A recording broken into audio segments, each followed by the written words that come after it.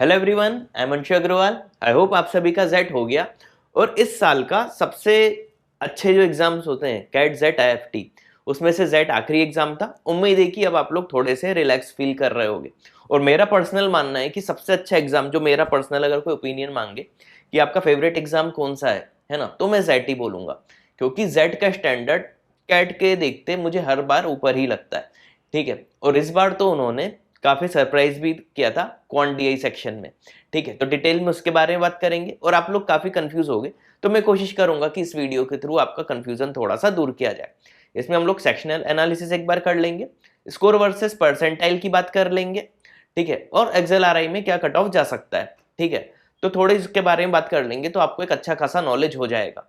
ठीक है, तो चलिए शुरू करते हैं ज़्यादा टाइम नहीं लगाते हुए।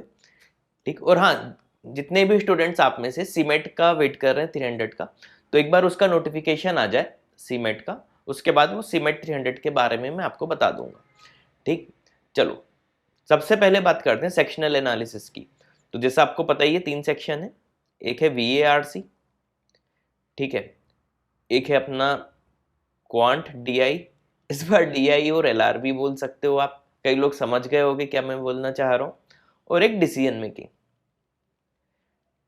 ठीक है, देखो इस बार इन लोगों ने क्या किया, जैसे वीएआरसी की बात करें तो वीए इजी कर दिया, आरसी थोड़ा टफ कर दिया।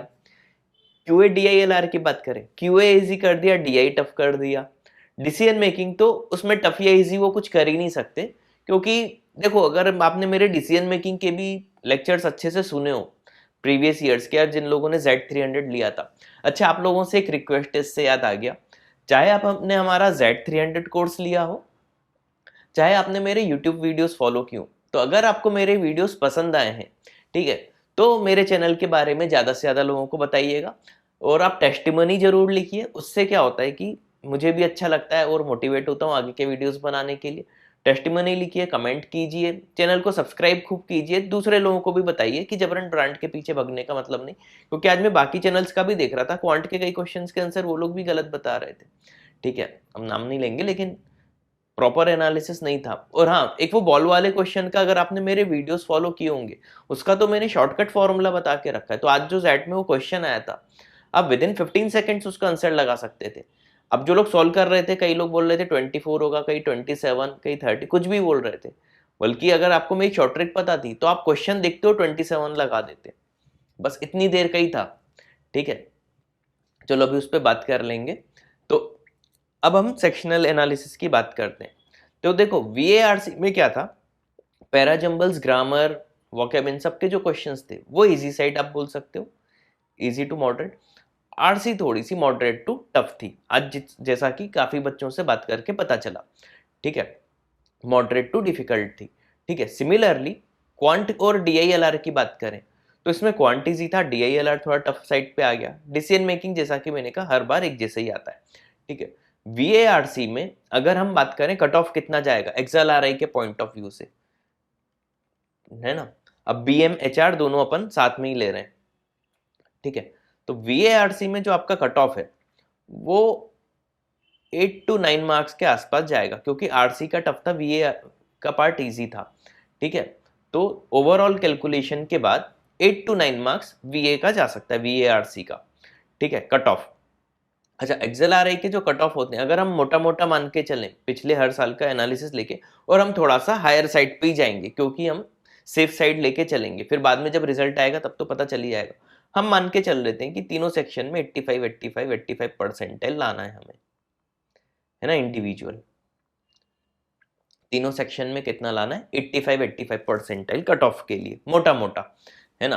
तो आपके 8 to 9 मार्क्स अगर आ रहे हैं, ठीक है, तो आपका वीएआरसी का कट ऑफ निकल सकता है। डिसीजन मेकिंग में सेम है, आप 8 to 9 मार्क्स ले लो या 9 मार्क्स ही ले लो। 9 मार्क्स आपके डिसीजन मेकिंग में 85 परसेंटाइल के आसपास जा सकते हो। ठीक है, यहाँ से आपका कॉल आ जाएगा एक्सएलआरआई से, है ना। अब डिसीजन मेकिंग में भी देखो वो ट्रिकी क्वेश्चन होते हैं, और अभी आप पर्सनल मेरी सजेशन मानो तो आप जितने भी चैनल ऑब्जर्व कर रहे हो, अगर हाँ उसमें क्वांट के ही आंसर देख रहे हो तब तक तो ठीक है, क्योंकि क्वांट के आंसर जो होते हैं नॉर्मली वो किसी के गलत होते नहीं है। हाँ, बस कई लोग लेंदी तरीके से सॉल्व करते हैं, कई लोग जल्दी कर लेते हैं, है ना, लेकिन आंसर सबके सही आएंगे। डिसीजन मेकिंग में किसी के आंसर अभी मत मानो जब तक जेड के ऑफिशियल आंसर की ना आ जाए। अगर आपको मेरे प्रीवियस ईयर के सॉल्यूशन या मेरे वीडियो से आपने सीखा हो तो मैंने हमेशा क्या कहा था, आरसी और डिसीजन मेकिंग में एक चीज कॉमन होती है, जो एक्सेल आ रहा है आंसर बोलेगा वही फाइनल आंसर है, वही सही है। ठीक है, तो अभी है ना, जब रन के कंफ्यूजन मत पालो कि इनके आंसर के हिसाब से मेरे कम मार्क्स आ रहे हैं, है ना, इन्होंने तो ये बोला है मैंने ये लगाया, हो सकता है आपने जो लगाया हो वो सही हो। ठीक है, तो अभी किसी के आंसर मत मानो। लेकिन हाँ, कट ऑफ की अगर बात करें तो 8 to 9 मार्क्स VARC में जा सकता है, डिसीजन मेकिंग में भी 9 मार्क्स के आसपास जा सकता है।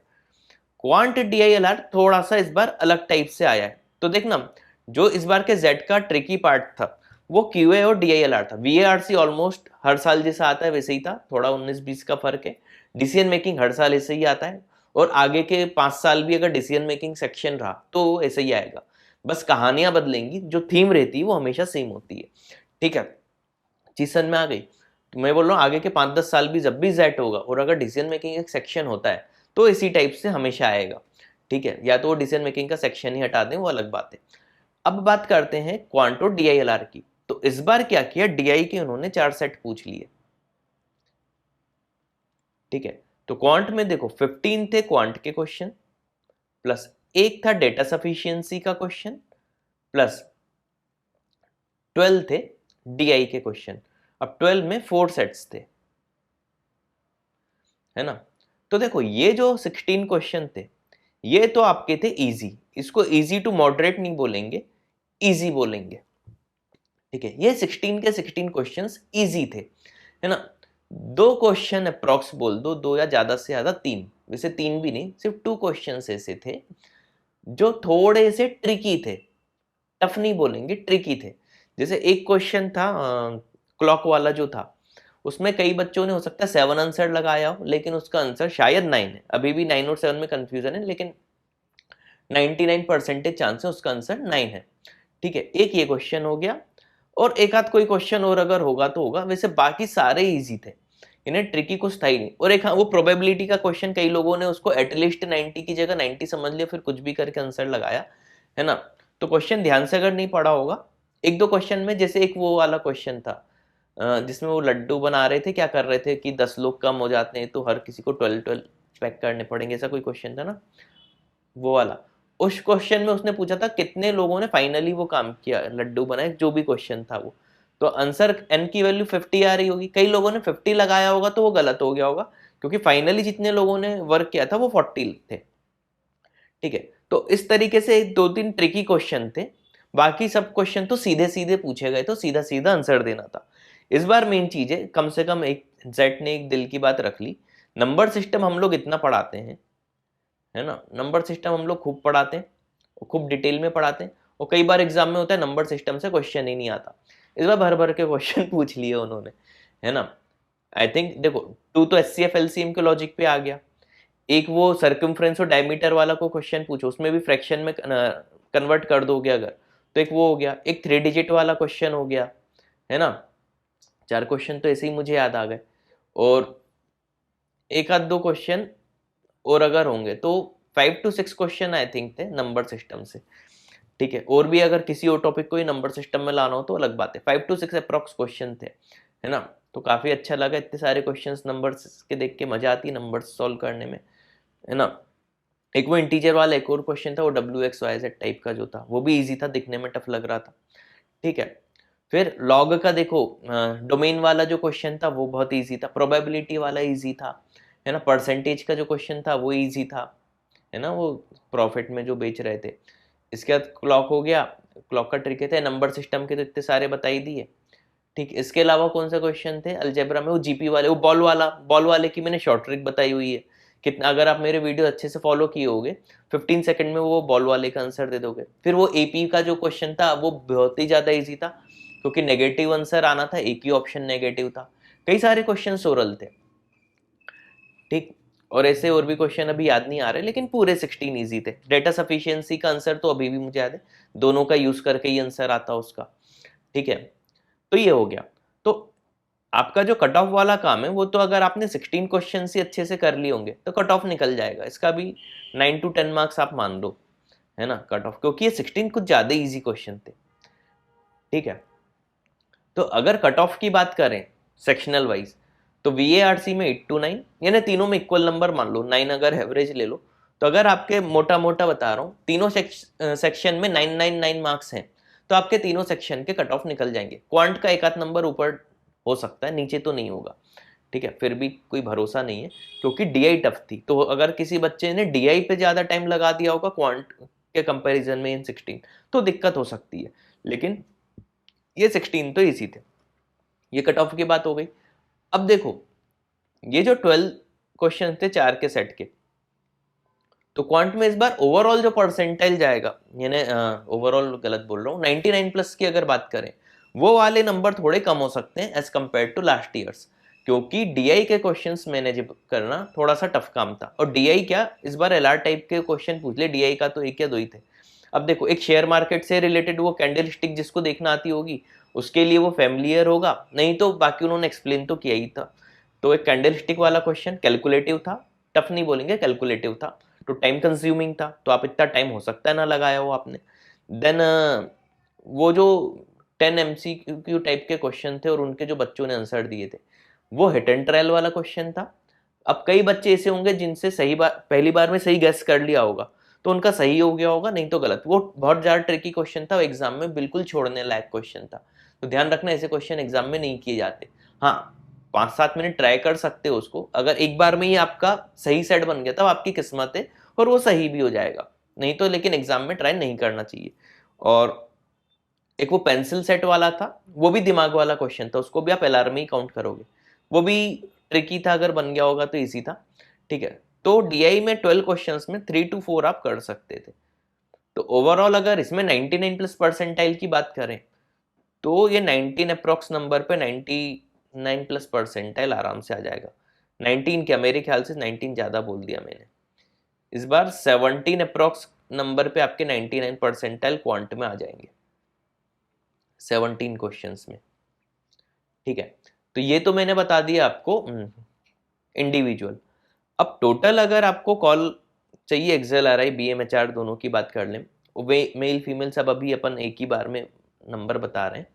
ठीक है, तो 32 के आसपास नंबर पे आपको एक्सेल RI से कॉल आ सकता है। ठीक है, तो सेक्शनल अगर 99927 तो इधर ही हो गए। अब ये 32 जो बोल रहा हूँ, ये सब प्लस माइनस करने के बाद, अनअटेम्प्टेड भी जो माइनस होंगे आपके, है ना, और जो गलत वलत हो जाएंगे, ये सब करने कराने के बाद 32 प्लस नंबर पे आपको कॉल आ सकता है। और वही 34-35 नंबर तो बेस्ट है, यानी 34-35 नंबर आ रहे हैं तो आप खुश हो जाओ, मुझे पार्टी दे दो। ठीक है, तो इस तरीके से एक मोटा मोटा मैंने आपको पूरी कैलकुलेशन समझा दी कि क्या है। ठीक है, और हाँ, अब मेन चीज जो मैं बताता हूँ, देखो मेन जितने पेपर थे हो गए।